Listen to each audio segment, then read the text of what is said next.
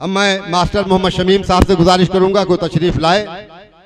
आज के का ये मुशायरा जो दिन दो अजीमुल मर्तबा शख्सियात के से मंसूब है, इज्जत माब अनवर जलाल पुरी साहब और इज्जत माब अब्दुल हसीब किचौचवी साहब, दोनों जनवरी 2018 1 जनवरी और 31 जनवरी ये दोनों इसी महीने में हमारे बीच नहीं रहे। ये मुशायरा इन दो अजीमुल मर्तबा शख्सियत के नाम से मंसूब है जिसमें आप शामिल हुए हैं। इस मुशायरे को तारीखी बनाने में आपका अहम रोल होगा, आपका अहम किरदार होगा।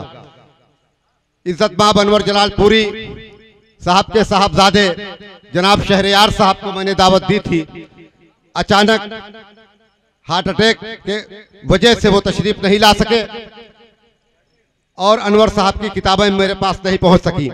अब्दुल हसीब किचौचवी की एक किताब जो उनकी नस्र का शाहकार है वो मेरे हाथों में है। मैं इस किताब को शोरा व अदबा को दूंगा, जहां तक पहुंच सके इसे कबूल फरमाएं।